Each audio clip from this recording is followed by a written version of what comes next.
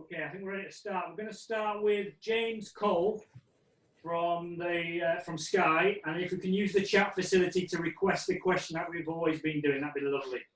Go ahead, James. Hi, James. Can you hear me? Yeah, all good, mate. Well played. You must be delighted. You've taken the opportunity to impress the selectors. How are you feeling?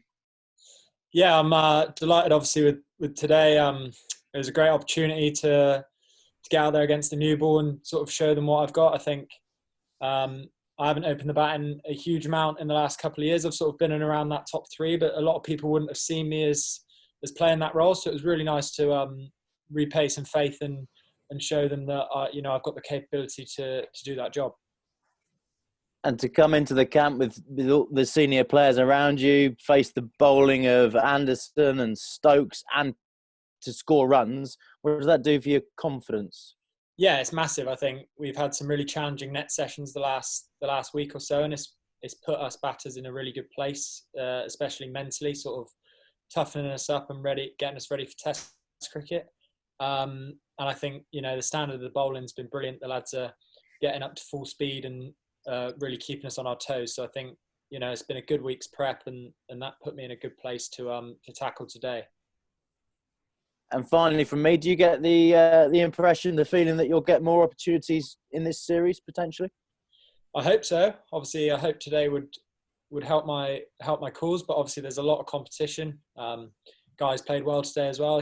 Joe and Dan got in and got some runs as well and showed some good stuff. So not getting too ahead of myself. It'd be really nice to be included at some point, but just keep working hard and hopefully at some point might feature. Thanks, James. We'll go ahead with Rory and then Lizzie, please. Hi, James. How you going? Yeah, good, mate. Yourself? Yeah, good. Thank you. Yeah, I'm here up at a few yards away from you in the empty media centre. When I spoke to you the other week, you said you were keen to have Jimmy, Broad, and Jofra in your first net because you wanted to. The point of being here was to test yourself against the very best and see where you stacked up. Just wondered, who did you get in your first net, and have you had any sort of difficult moments along the way while you try to find solutions? Yeah, first up I had Saqib and the Overton twins, I think, and then Moeen bowling in the other net. So it was a good start. Didn't get to face those three as I'd predicted, but that came today. Obviously, long spell from Jimmy at the start of the day and through the middle as well. So it was really nice to be able to combat one of the world's best and know that I've got the capabilities to get through those tough periods.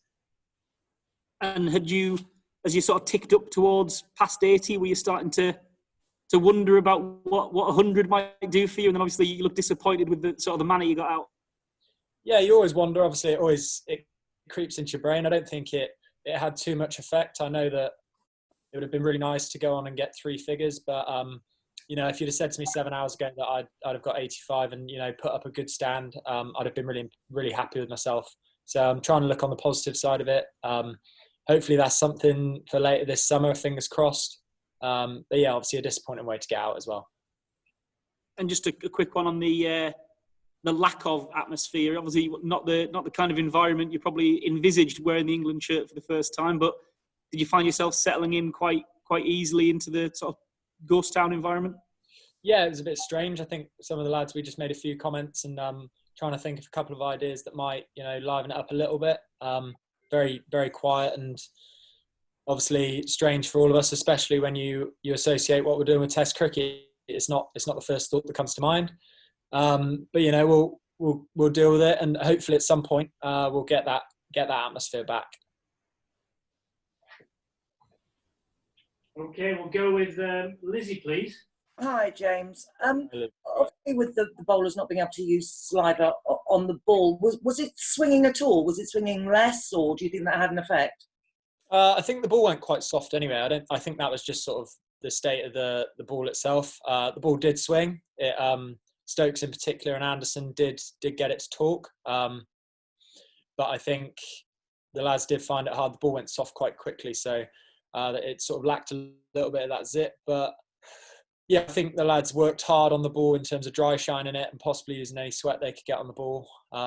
It's very different, and I think lads are trying to be creative with ways that they can still still get the ball to move around.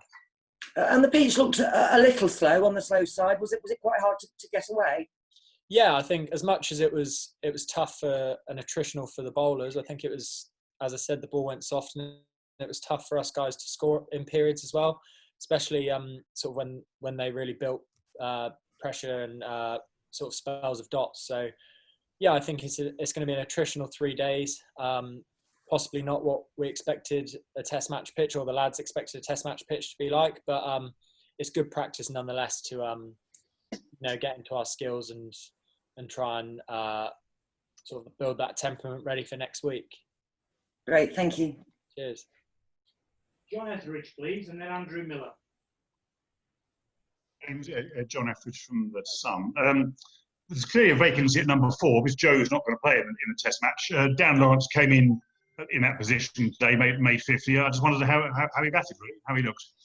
Yeah, he looked really good, actually. I think I played with Dan all winter, went to India with him before Christmas, and he was obviously with us on the Lions in Australia, and he was outrageous when we went over there. He's really good at going through the gears, but it's really important to know that he's got a really good defensive game, and that comes with it. So he's definitely got the technique to play Test cricket, no doubt about it. And today we saw more of that, and he was able to get into his stride. Nice one. You mentioned earlier that you'd having a chat about ways you might be able to liven up proceedings. Did you come up with any plans or ideas?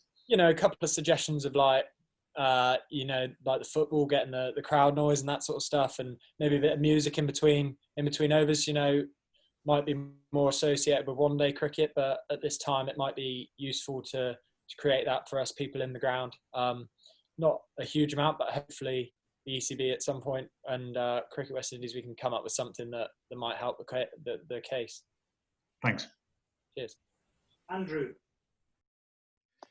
Hi, James. As you mentioned the Lions tour just then, and obviously the big moment in that was winning in Melbourne, and got half century there, and as you mentioned, Dan Lawrence is a big part of that. I mean, obviously looking at your first class record, you haven't had a huge record to fall back on, but how much do you think that Lions tour has really propelled you up the ranks and made England take notice of you? Yeah, I think big moments like that, obviously for us as a team, being the first victory against their A side and a strong A side that they had out, obviously going to go a long way for me personally. Being able to score runs and keep wicket was really nice, and I think that may have gone a long way for me to be part of this squad. Obviously haven't played in Division 1 like a lot of the other lads, and it was nice actually today to get a taste of what those Division 1 pitches and play on a Division 1 ground, which I haven't done a huge amount of. I think it did probably propel me a long way, but I'd like to think that some of my form in the other formats as well might have helped my case. I mean, you mentioned the difference. I mean, a lot of people talk about Div 1 v Div 2. I mean, you've made the step up, so to speak, here. I mean, what is the difference like from your brief experience there? Yeah, I'm not gonna lie. There is differences, obviously, but I think there's skills that I've developed playing in that division on maybe some more challenging pitches against different styles of bowling that I think can put me in good stead going up those levels. I think it's helped me build a pretty sound technique, and hopefully I can take that into Test cricket at some point if I'm lucky enough. Thank you. Any more questions? Are we done? Okay, brilliant. Thank you. Thanks, guys. Thank you. Thanks very much. Thank Cheers, guys. you. Cheers. Thank you.